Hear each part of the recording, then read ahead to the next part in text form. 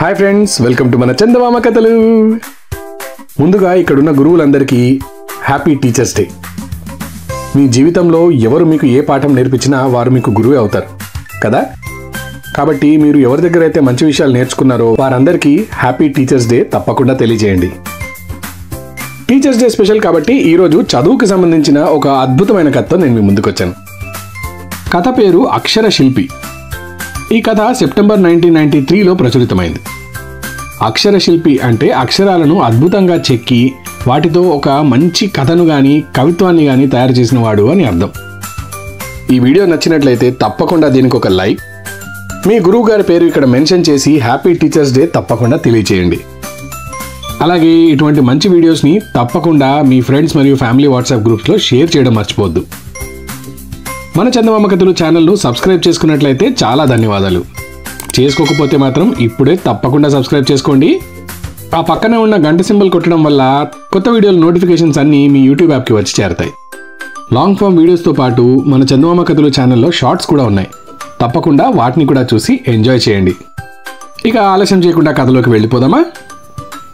అనగనగనగనగనగనగా ఒక అడవి సమీపాన గల గ్రామంలో రామదాసు అనే కట్టెలు కొట్టుకుని జీవించేవాడు ఉండేవాడు. వాడి భార్య పేరు మంగమ్మ. వాడికి ఒక కొడుకు. వాడి పేరు శివుడు. రామదాసుకు చిన్నతనంలో బాగా చదువుకోవాలని ఆశగా ఉండేది. కానీ తండ్రి అందుకు ఇష్టపడక అతన్ని తనతో పాటు అడవికి తీసుకుపోయి కట్టెలు కొట్టడం నేర్పాడు. ఇప్పటికీ నిరక్షర కుక్షిగానే వాడు బతుకుతున్నాడు.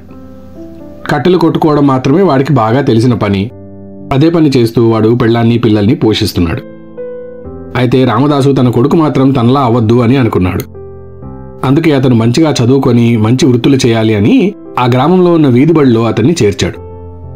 కానీ శివుడికి చదువు మీద ధ్యాస లేదు. ఆటపాటలంటే వాడికి చాలా ఇష్టం. ఎప్పుడు చూసినా బడికి వెళ్లకుండా ఆటలాడుకుంటూ గడిపేసేవాడు. బడికి వెళ్ళిన రోజు కూడా సరిగ్గా చదివేవాడు కాదు. గురువుగారితో బాగా తన్నులు తినేవాడు. ఇలా ఉండగా ఒకనాడు రామదాసు అడవి నుంచి కట్టెల మోపుతో తిరిగి వస్తున్నాడు. అప్పుడు వాడికి బడిపంతులు ఎదురయ్యారు. ఒరే రామదాసు, నువ్వు నీ కొడుకును బాగా చదివించాలని ముచ్చటపడుతున్నావురా. కానీ వాడికి చదువు అబ్బేలా లేదు. ఒకసారి గట్టిగా కోప్పడి చూడు, ఏమైనా మార్పు ఉంటుందేమో చూద్దాం అని హెచ్చరించాడు. రామదాసు వెంటనే ఇంటికి వెళ్ళి కొడుకును పిలిచాడు. ఏరా శివుడు, నీకు చదువు మీద మనసు పోవడం లేదట, మీ పంతులయ్య చెప్పాడు. ఏం నిజమేనా అని గదమాయించాడు. దానికి శివుడు, నాకు చదువుకోవాలని లేదు. నేను కూడా నీతో అడవికి వచ్చి కట్టెలు కొడతాను. నువ్వు ఎలా సంపాదిస్తున్నావో అంతకన్నా ఎక్కువగానే సంపాదిస్తాను అన్నాడు టీవీగా. ఇది వింటూనే రామదాస్కి కోపం నషాళానికి ఎక్కింది. ఒక్కసారిగా వాడి రెక్కను పట్టుకొని లాగి వీపు మీద గట్టిగా కొట్టాడు. శివుడు రెచ్చిపోయి, నేను బాగా చదవడం లేదని కొడుతున్నావు, నీకు అసలు అక్షరాలే రావు, మరి దానికేమంటావు అన్నాడు పొగరుగా. ఆ జవాబుకు ఆ రామదాసు అభిమానం దెబ్బతింది. అతడు వెంటనే అక్కడి నుంచి వెళ్ళిపోయాడు. రాత్రి బాగా పొద్దుపోయాక ఇంటికి తిరిగి వచ్చాడు. అప్పుడు అతను భార్యతో, చూశావా, నాకు చదువు రాదని నా కొడుకే గేలి చేస్తున్నాడు. నేను చదువుకొని ఉంటే ఎంత బాగుండేది.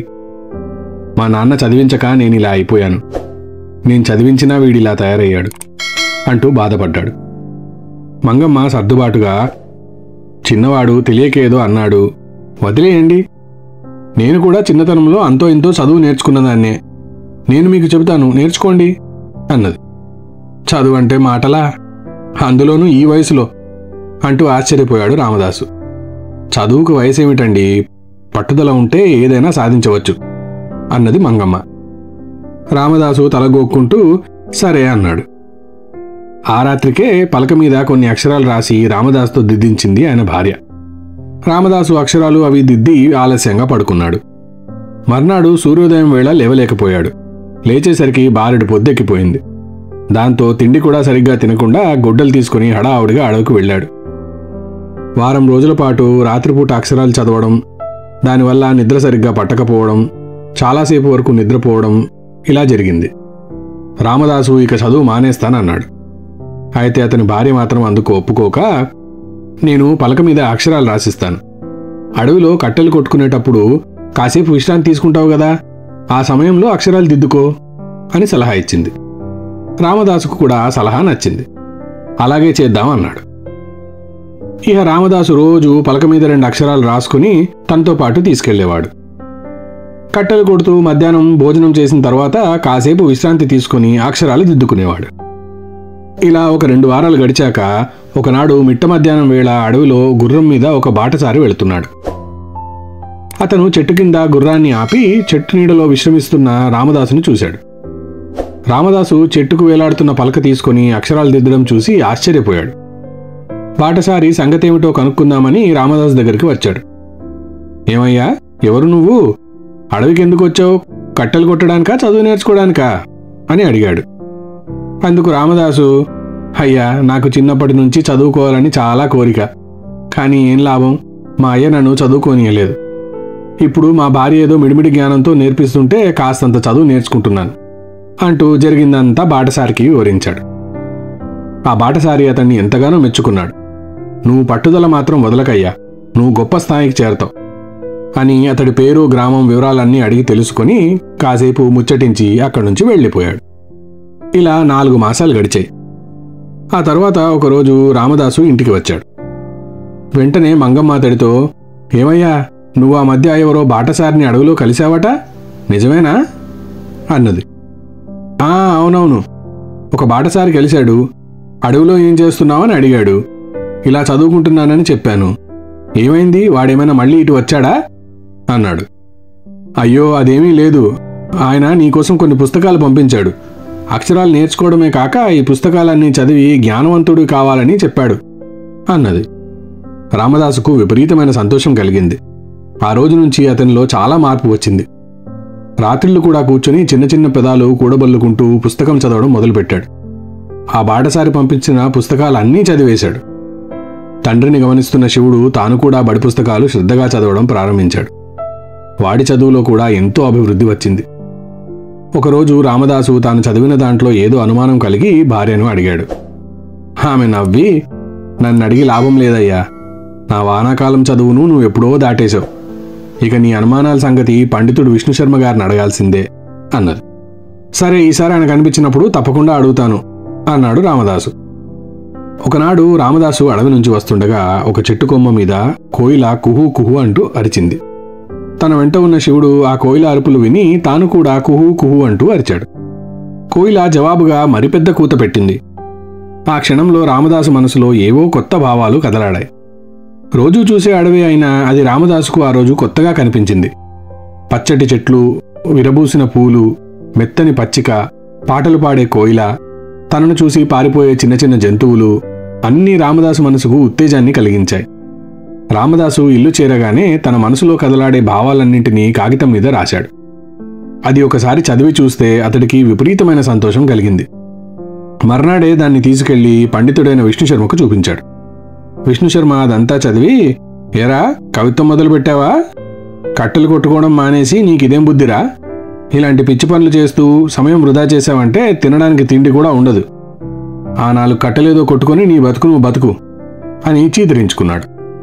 రామదాసు మనసు చివుక్కుమన్నది. ఇంటికి పోయి జరిగిందంతా భార్యకు చెప్పాడు. ఆమె అదంతా విని బాధపడింది. ఒక్కసారి కాగితం తీసుకొని అదంతా తను చదివింది. ఇంత బాగా రాస్తే మెచ్చుకోవాల్సింది పోయి కసురుకుంటున్నాడా? విష్ణుశర్మకు నీ మీద అసూయ కలిగిందయ్యా, ఇక ఆయన దగ్గరకు వెళ్ళకు నువ్వు అన్నది. రామదాసు ఇక విష్ణుశర్మ దగ్గరకు వెళ్లడం మానేసి తానే కవితలు రాయడం మొదలుపెట్టాడు. ఇది జరిగిన 2 నెలలకు రాజధాని నుంచి కొందరు రాజభట్లు గ్రామానికి వచ్చారు. అక్కడ ఒక పెద్ద చాటింపు వేశారు. అదేమిటంటే, ఉగాది నాడు మహారాజు రాజధానిలో కవిత్వ పోటీలు ఏర్పాటు చేశారు. విజేతలకు మంచి బహుమతులిస్తారు. ఇది విన్న వెంటనే రామదాసు భార్యకు చాలా ఆనందం కలిగింది. వెంటనే భర్తతో, అయ్యా, ఈ పోటీలకు నువ్వు కూడా వెళ్ళు, మహారాజు గారికి నీ కవిత్వాన్ని వినిపించు అన్నది. అందుకు రామదాసు, హోసి పిచ్చిదానా, అక్కడ ఎందరో గొప్ప గొప్ప కవులు వస్తారు, వాళ్ల ముందు నా కవిత్వం ఏ పాటిదే, నేనెక్కడ గెలుస్తాను అన్నాడు. నీకు బహుమతులు రాకపోవచ్చయ్యా, కానీ వాళ్ల కవిత్వం విని నువ్వు నిన్ను ఎక్కడ మెరుగుపరుచుకోవాలో అది తెలుసుకోవచ్చు కదా అన్నది మంగమ్మ. ఈ సూచన రామదాసుకు సమంజసంగా తోచింది. ఉగాది నాడు రామదాసు ఉన్నంతలో మంచి బట్టలు వేసుకుని రాజధానికి చేరుకున్నాడు. రాజసభలో మహారాజు సింహభూపతి అక్కడ చేరిన వారందరితో, ఇంతవరకు మన దగ్గర పండితులే కవిత్వం చెప్పారు, కానీ సామాన్య ప్రజానీకంలో కూడా వెలుగులోకి రాని కొందరు కవులుంటారని నాకు అనిపించింది. అందుకే ఈ పోటీ. సంకోచించకుండా మీ కవిత్వాలు వినిపించండి. ఇక్కడ ఎంతమంది దిగ్గజాలున్నారనేది కాదు ముఖ్యం. మీరు మంచి కవిత రాస్తే తప్పకుండా మిమ్మల్ని విజయలక్ష్మి వరిస్తుంది అన్నాడు. ఒక్కొక్క కవి తాను రాసిన కవిత్వాన్ని వినిపించసాగాడు. రామదాసు వంతు వచ్చింది. అతను అడవి తల్లి అనే పేరుతో అడవి గురించి తాను రాసిన కవిత్వాన్ని వినిపించాడు. అందులో అడవి గురించిన వర్ణన, సరళంగా అతను రాసిన భాష చాలా మనోరంజకంగా ఉంది. న్యాయ నిర్ణేతలుగా వ్యవహరించిన కవీశ్వరులు అందరికంటే ఉత్తమమైన కవిత్వం రామదాసుదే అని నిర్ణయించారు. అందరి హర్షధ్వానాల మధ్య రామదాసు రాజు దగ్గరికి చేరాడు. రాజు సింహభూపతి రామదాసును అభినందించాడు. బహుమతి ప్రదానం చేయబోగా రామదాసు, మహారాజా, ఈ క్షణంలో నాకు ఆనందంతో పాటు కొంత బాధ కూడా కలుగుతుంది అని అన్నాడు. బాధ ఎందుకు అని అడిగాడు మహారాజు. అయ్యా, నేను అరణ్యంలో కట్టెలు కొట్టుకుంటుండగా ఒక బాటసారి అక్కడికి వచ్చి నన్ను బాగా చదువుకోమని ప్రోత్సహించాడు. అంతేకాక ఇంటికి పుస్తకాలు కూడా పంపించి నేనింత వాడినయ్యేందుకు సహాయపడ్డాడు. కానీ ఆ మహానుభావుడి పేరు, ఊరు కూడా నాకు తెలీదు. ఈ ఆనంద సమయంలో ఆయనకు కృతజ్ఞత చెప్పలేకపోతున్నానన్నది నాకు బాధ కలిగిస్తుంది అన్నాడు. అందుకు రాజు చిరునవ్వు నవ్వి, ఆ బాటసారిని నేనే రామదాసు, సరిగ్గా చూడు అన్నాడు. రామదాసు రాజు ముఖంలోకి పరీక్షగా చూసి వెంటనే గుర్తించాడు. ఆయన పాదాలకు నమస్కరించాడు. రాజు రామదాసు భుజం తట్టి సభికులందరితో, నేను గతంలో ఒకసారి మారువేషంలో అడవిలో వెళ్తుండగా ఇతను కనిపించాడు. కట్టెలు కొడుతూ కూడా మధ్య మధ్య పలక మీద అక్షరాలు దిద్దుతూ తన పట్టుదలను నిరూపించుకున్నాడు ఈ కష్టజీవి. ఇంత పెద్ద వయసులో కూడా చదువు మీద మక్కువ చూపడం నాకు చాలా సంతోషం కలిగించింది. అందువల్లనే నేను రాజధాని చేరుకున్నాక మంచి పుస్తకాలు ఎంపిక చేసి రామదాసుకు ఇంటికి పంపించాను.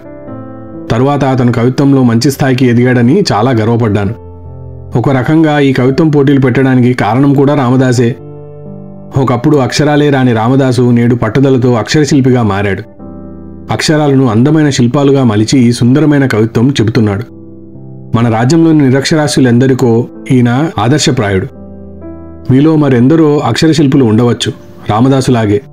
అందరూ కృషి చేసి విద్యావంతులు కాగలరని నేను ఆశిస్తున్నాను అన్నాడు. తరువాత ఆయన రామదాసును ఘనంగా సన్మానించి అతడుంటున్న గ్రామంలో కొంత భూమిని దానంగా ఇచ్చాడు. తనకు దానంగా ఇచ్చిన భూమిలో ఒక బడిని కట్టించమంటూ రామదాసు రాజుగారిని కోరాడు. రామదాసు గొప్ప హృదయానికి రాజు చాలా ఆనందించాడు. అతన్ని హత్తుకొని అభినందనలు తెలియచేశాడు. చూశారు కదా ఫ్రెండ్స్, మంచి కథ కదా. చదువు అనేది ఎంత ఇంపార్టెంటో మనందరికీ తెలిసిందే. కానీ మనలో ఎంతోమంది కొన్ని నేర్చుకోలేమని, ఇది మన వల్ల కాదు అని వాటిని కొట్టిపారేస్తుంటారు. దానికి రామదాసు భార్య చెప్పిన మాటే మంత్రం. పట్టుదలతో సాధించలేనిది ఏదీ లేదు. కాబట్టి మీరు కూడా ఏదైనా కొత్త విషయం నేర్చుకోవాలనుకుంటే పట్టుదలతో తప్పకుండా దాన్ని సాధించగలుగుతారు. కాబట్టి ఈ టీచర్స్ డే సందర్భంగా మీరు కూడా మంచి అక్షరశిల్పులుగా మారాలని, ఏదైనా కొత్త విద్యను నేర్చుకోవాలని మనస్ఫూర్తిగా నేను కోరుకుంటున్నాను. మీరు ఏ విషయం నేర్చుకోవాలనుకుంటున్నారు అనేది కామెంట్స్లో నాకు తెలియజేయండి. కథ నచ్చితే లైక్ చేయడం మర్చిపోవద్దు. వచ్చే వారం మరొక కథతో నేను మీ ముందుకు వస్తాను. అంతవరకు సెలవు. బాయ్. ఈ కథ కనుక మీకు నచ్చినట్టయితే తప్పకుండా దీన్ని లైక్ చేయండి, మీ ఫ్రెండ్స్ అందరితో షేర్ చేయండి. మా ఛానల్ని సబ్స్క్రైబ్ చేయడం మాత్రం మర్చిపోవద్దు. మీ అద్భుతమైన కామెంట్స్ ని నాకు తెలపండి. దాంతో కొత్త కథలను మీ ముందుకు తీసుకొచ్చేటప్పుడు ఎటువంటి కథలను తీసుకురావాలనేది నాకు తెలుస్తుంది. ఆ పక్కనే ఉన్న గంట సింబల్ని కొట్టండి. దాంతో కొత్త కథల నోటిఫికేషన్స్ అన్ని మీ యూట్యూబ్ యాప్ కి వచ్చి చేరతాయి. వచ్చే వారం మరొక అద్భుతమైన కథతో మళ్ళీ మీ ముందుకు వస్తాను. అంతవరకు సెలవు. బాయ్.